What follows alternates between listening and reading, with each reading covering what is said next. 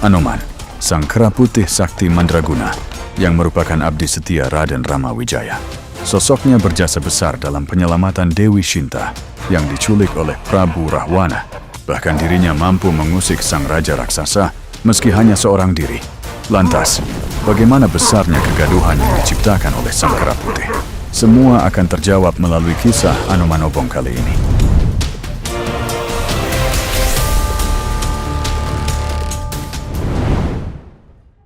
Kala itu, istri Raden Rama Wijaya, yaitu Dewi Shinta, diculik oleh Prabu Rahwana atau Prabu Dasamuka.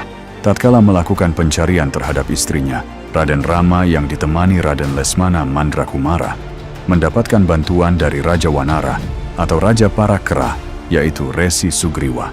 Bantuan tersebut merupakan balas budi sang raja atas kebaikan Raden Rama dalam lakon Subali Leno. Resi Sugriwa pun menceritakan bahwa kerajaan Prabu Rahwana, yaitu negeri Ngalengka, berada jauh dari tempat mereka sekarang. Bahkan negeri tersebut ada di seberang samudra yang sangat luas. Untuk itulah sosok kera putih yang sakti mandraguna didatangkan. Dia adalah keponakan Resi Sugriwa yang bernama Anoman. Kendati berstatus sebagai keponakan, Anoman tidak tunduk di bawah siapapun. Namun tatkala melihat Raden Rama, dia merasakan suatu kebaikan dan kebijaksanaan luar biasa di diri Pangeran Ayodhya tersebut. Anoman pun melakukan sembah hormat dan mengikrarkan diri sebagai abdi setia Raden Rama. Sebagai abdi setia, tugas pertama Anoman adalah menjadi duta untuk mengetahui pasti keberadaan Dewi Shinta di negeri Ngalengka. Guna menjadi bukti bahwa Anoman adalah duta, Raden Rama kemudian memberikan sebuah cincin yang hanya dikenali Dewi Shinta. Anoman pun menerima tugas tersebut dan bersiap untuk berangkat.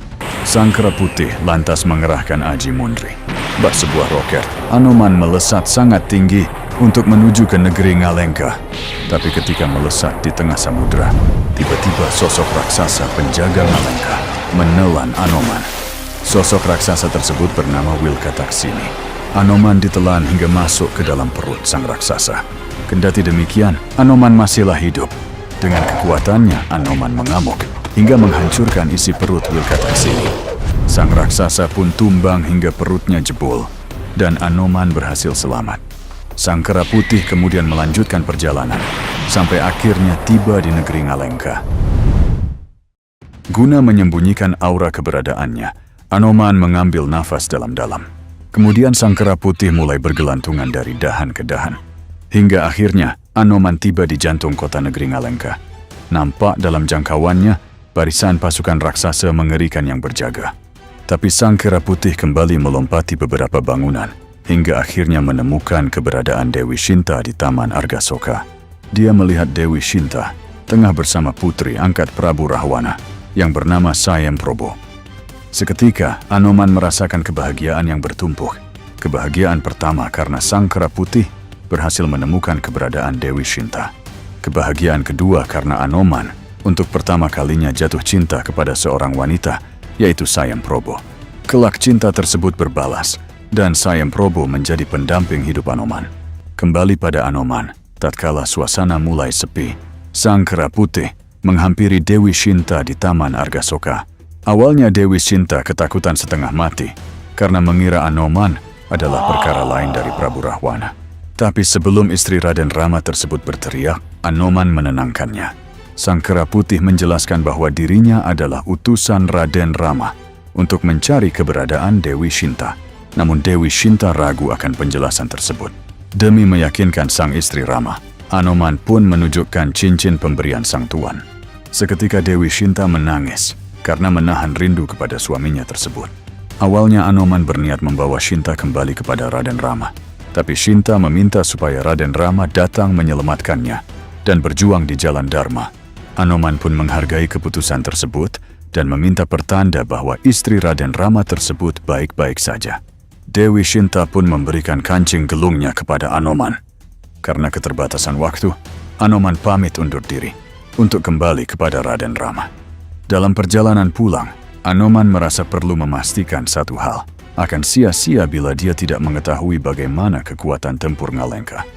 Lantas, bagaimana Anoman akan mengukur kekuatan tempur negeri Ngalengka?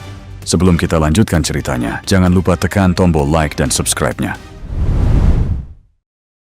Dalam perjalanan pulangnya, Anoman menghancurkan segala taman yang ada di Ngalengka. Dia juga menghancurkan beberapa bangunan di sana. Pasukan raksasa pun berupaya mencegah Sang Kera Putih. Namun upaya tersebut sia-sia, saking saktinya Anoman. Keributan dan kegaduhan tersebut sampai ke telinga Prabu Rahwana yang merasa terusik. Sang raja pun mengutus putranya, yaitu Indrajit, guna menangkap Sang Kera Putih. Indrajit langsung datang ke kota Ngalengka, sembari mengeluarkan pusaka bernama Panah Nagapasa. Tatkala panah tersebut ditembakkan ke arah Anoman, panah tersebut berubah menjadi rantai yang mengikat Anoman. Meski sudah berontak, rantai itu semakin melilit tubuh Anoman sambil menguras tenaganya. Anoman pun tidak berdaya dan dibawa ke hadapan Prabu Rahwana. Di hadapan Prabu Rahwana, Sang Kera Putih mengaku sebagai utusan Raden Rama untuk mencari keberadaan Dewi Shinta. Anoman juga berkata bahwa Prabu Rahwana akan merasakan murka Raden Rama tidak lama lagi. Semua provokasi tersebut membuat Prabu Rahwana marah besar dan meminta supaya Anoman dibakar. Titah tersebut awalnya ditentang oleh adik Prabu Rahwana, yaitu Raden Gunawan Wibisono. Pasalnya malapetaka bisa datang tatkala seorang utusan suatu kerajaan dihabisi. Namun Prabu Rahwana yang sudah tertutup amarahnya tidak mengindahkan. Indrajit dan seluruh pasukan Ngalengka pun membawa Anoman ke alun-alun untuk dibakar. Nampak kayu-kayu gelonggong yang telah dibakar hingga membentuk lautan api. Dalam keadaan terikat rantai, Anoman pun dilemparkan ke dalam lautan api tersebut tanpa disadari. Pembakaran itu justru memicu unsur kekuatan alami yang merupakan anugerah Dewata kepada Anoman. Semua lidah api telah menyentuh Anoman, tapi anehnya tubuh Anoman tidak terbakar. Sang Kera Putih justru semakin membesar hingga berukuran raksasa. Rantai pengikat Anoman tidak mampu menahan kekuatan besar tersebut. Hingga akhirnya Anoman mengamuk luar biasa. Dia menendang bara api yang membakarnya hingga terpental ke beberapa lokasi di Ngalengka. Jantung kota yang tadinya tenang mendadak jadi lautan api baru dan membumi hanguskan apa saja. Sang Kera Putih juga membuat bangunan di sekitarnya porak-poranda. Semua pasukan raksasa termasuk Indrajit kebingungan sendiri untuk menghentikan aksi Anoman. Sambil mengamuk, Anoman berjalan ke arah pulang. Tidak ada halangan apapun yang mampu menghentikannya, hingga Sang Kera Putih sampai di hadapan Raden Rama. Kepada Raden Rama, Anoman memberikan kancing gelung pemberian Dewi Shinta.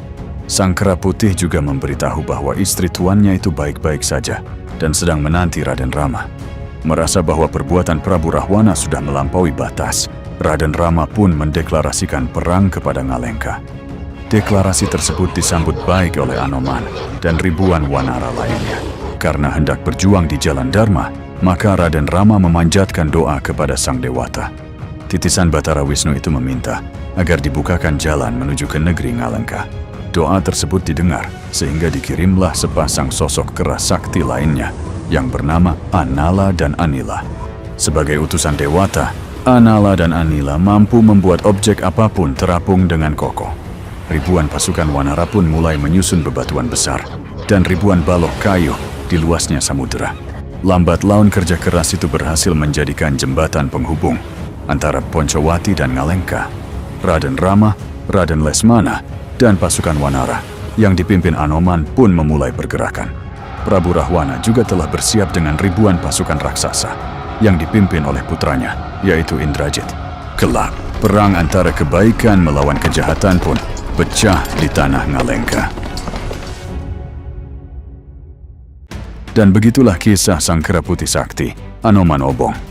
Masih banyak kisah dari tokoh pewayangan yang akan Jagat Barata sampaikan.